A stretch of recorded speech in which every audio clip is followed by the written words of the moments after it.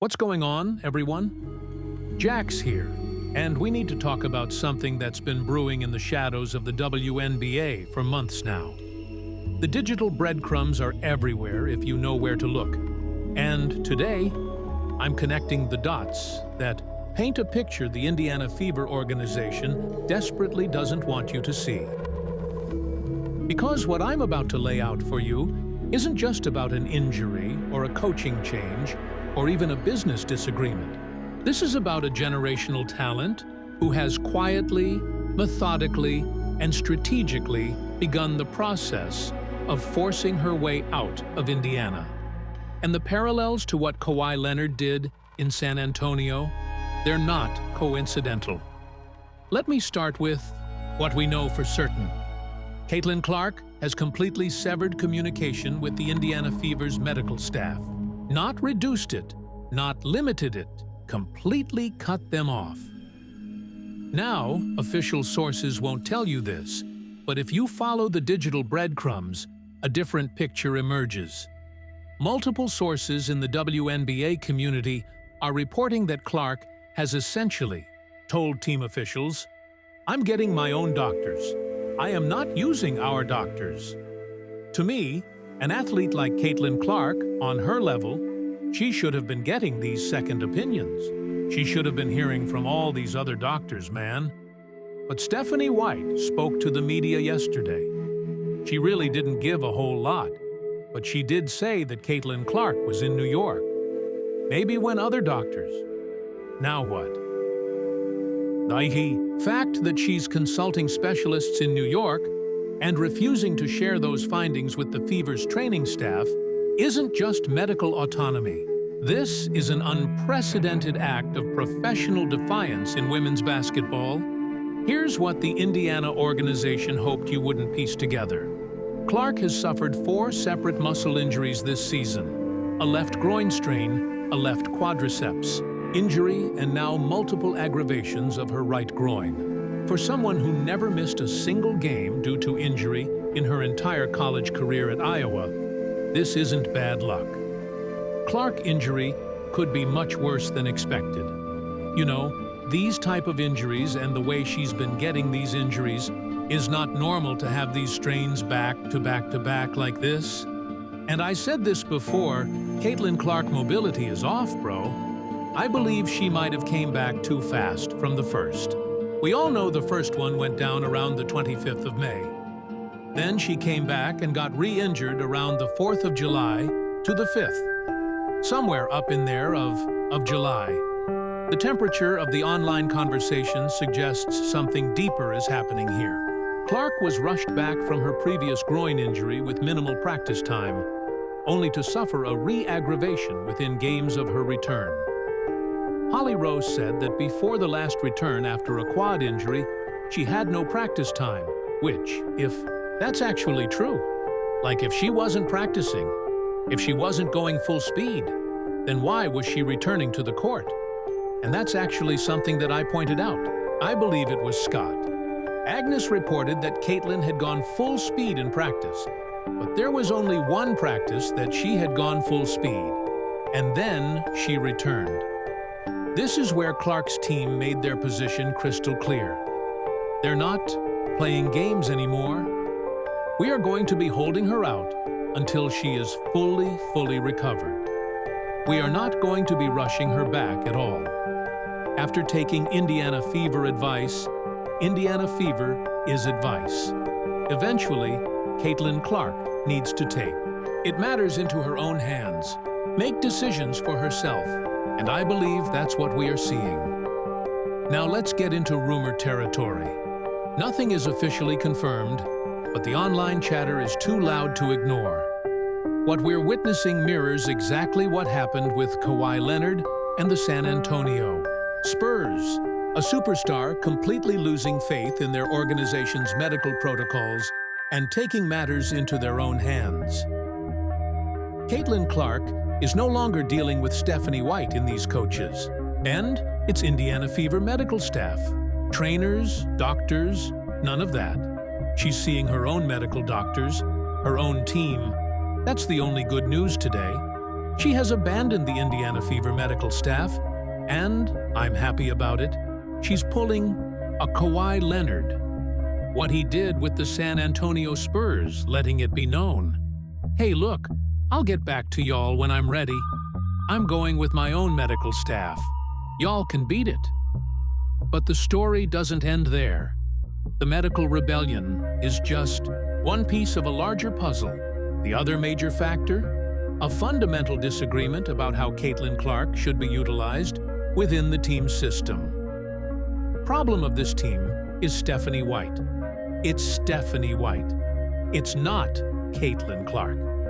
A great player to all suddenly sucks. That doesn't happen. It's strategic. And everybody's saying that they're playing. They played better without Caitlin Clark. No. Actually, even this loss, Caitlin Clark gives them a better chance. Here's what insiders are telling me. Stephanie White wants Clark to play off-ball, to fit into her system. But when you have a generational talent who broke every WNBA record as the primary initiator, why would you take the ball out of her hands? Peyton Manning, when he called his own plays, he says, "Tony Dungy, you run the defense. I run the offense." That's what exactly needs to happen in Indianapolis. Caitlin Clark is literally Peyton Manning. She should be calling the plays. She should run the offense. The comparison is perfect. When you have that level of basketball IQ and court vision, you don't limit them, you unleash them. Former coach Christy Sides understood this principle. She gave Clark the ball, let her dictate pace, and watched the magic happen. The results? Playoff berth, sold-out arenas, and WNBA records falling left and right. Now, this is where things get interesting. Remember those viral photos from the tunnel at Barclays Center after the Fever's loss to the Liberty? Clark, her agent Erin Kane, Liberty coach Sandy Brondello, and stars Breanna Stewart and Sabrina Ionescu all engaged in what appeared to be a private meeting. Official sources won't tell you this, but the digital signals point to something far more significant than a casual post-game chat. When your agent is present for a discussion with another team's coaching staff and star players, that is unequivocally a business meeting about your future. The optics were crystal clear to anyone paying attention. While the Fever continue to mismanage their superstar, the Liberty were already making their pitch for when Clark inevitably becomes available. WNBA team that have been very much made it. Well, they made it clear that they want Caitlin Clark or are eventually going to want Caitlin Clark. Along those lines, they made it very clear. And that team is the New York Liberty. I think there is a 50-50 chance Caitlin Clark leaves Indiana after a rookie season. Okay, now let's get into rumor territory. Nothing is officially confirmed, but if you've been filtering through the noise like I have, the signals are impossible to ignore. In sports, this is how it starts in the NFL. This is how it starts in the NBA. When you start seeing the wheels in motion, there's signs. There's signs before eventually a player gets traded. A player eventually marks their next destination. The Indiana Fever. You're on notice. You're on notice. You better recognize what you've got. What you've got going on the asset in front of you, and you do whatever you have to do to correct what is happening. The patterns are textbook. Medical staff rebellion, coaching philosophy disagreements, private meetings with other organizations, and most tellingly, a complete breakdown in communication about the most basic organizational function, keeping your star player healthy. But there's another layer to this story that most people aren't talking about, the external pressures that have been building around Clark since she entered the league. It's not just because she's a good player and people go hard against her. In my opinion, there's some other stuff going on there. A lot of pressure to put people in seats, to put eyeballs on the game. You come back a little early. Team says who should play hard against her. Some teams go over the line and refs look the other. The pressure to generate revenue, to fill seats, to drive viewership, it's all been placed squarely on Clark's shoulders. And when that pressure leads to rushing back from injuries, that's when trust breaks down completely. Perhaps the most revealing insight into Clark's mindset came from her own mouth during All-Star Weekend. Listen to what she said. "First time, I haven't felt like a young body that can run around and sprint every day and just continue to do that," Clark said at an event during All-Star Weekend, her glamour. Being a professional athlete, you really have to take care of both your body and your mind. It's been a journey. This isn't just about physical recovery. This is about a 23-year-old superstar realizing that the organization she trusted to protect her career has failed at the most fundamental level. So, what's fact and what's speculation? Let's break it down. The New York Liberty represent everything the Indiana Fever currently lack. Championship-caliber players, competent coaching that maximizes star talent, and an organization that understands how to build around generational athletes. When Clark looks at the Liberty, she sees Breanna Stewart and Sabrina Ionescu, players who are utilized to their maximum potential. She sees Sandy Brondello, a coach who has proven she can manage superstars effectively. And most importantly, she sees an organization that won't sacrifice her long-term health for short-term revenue. Here's what I'm hearing from sources close to the situation. Clark's team has made it abundantly clear. They're prioritizing her complete recovery over any rushed return. But more than that, they're evaluating every aspect of her relationship with the Indiana organization. The CBA negotiations happening right now add another layer of complexity. Players are demanding better revenue sharing, better working conditions, and more control over their careers. For someone like Clark, who single-handedly generates millions in revenue for the league, these negotiations represent an opportunity to gain more leverage over her own destiny. That brings us to the inevitable question: what does this mean for Clark's future in Indiana? The truth is, we're witnessing the systematic breakdown of trust between a generational talent and the organization meant to protect her. Clark's body language tells the story more than any public statement ever could. Visibly emotional after injuries, seeking independent medical opinions, holding private meetings with other organizations, these are not the actions of a player committed long-term to her current situation. When you combine the medical mismanagement, the coaching philosophy conflicts, and the external pressures, what you get is a perfect storm for departure.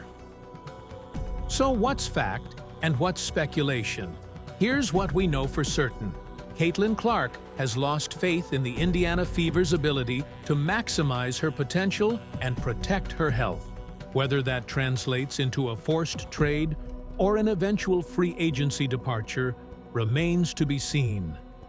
But make no mistake, the clock is ticking on Indiana's ability to repair this relationship. Every game Clark misses due to what she perceives as organizational failures is another step closer to her inevitable departure. She has met with a different doctor, and she won't even give an update to the team. Not, "Oh yeah, you know, she's married with a different doctor and we're waiting on an update, if you may or may not even." But that's basically it. They're waiting on, "Oh, she's gone to a different doctor." The Fever have two choices: revolutionize their approach to building around Clark, or watch her take her transcendent talent somewhere that will. Organizations like the Liberty are already positioning themselves for that possibility. At the end of the day, this isn't just about Caitlin Clark. This is about how the WNBA treats its biggest stars, how organizations prioritize short-term gains, over long-term player development, and whether the league has learned from the mistakes that have driven superstars away in other sports. The choice is stark and simple. Indiana can either adapt to the reality that they have a once-in-a-generation talent who deserves world-class treatment, or they can continue with business as usual and watch her flourish somewhere else. But based on everything I'm seeing, everything I'm hearing, and every digital breadcrumb I've been following, Caitlin Clark's patience with the Indiana Fever has officially run out. The question isn't whether she's planning her exit. The question is when that exit becomes official. If you want to stay ahead of this story as it develops, make sure you're subscribed with notifications on. The WNBA landscape is about to shift in ways most people aren't prepared for, and we'll be tracking every move as it happens. What do you think? Are we witnessing the beginning of Caitlin Clark's departure from Indiana? Or can the Fever still salvage this relationship? Let me know in the comments below, and I'll see you in the next one.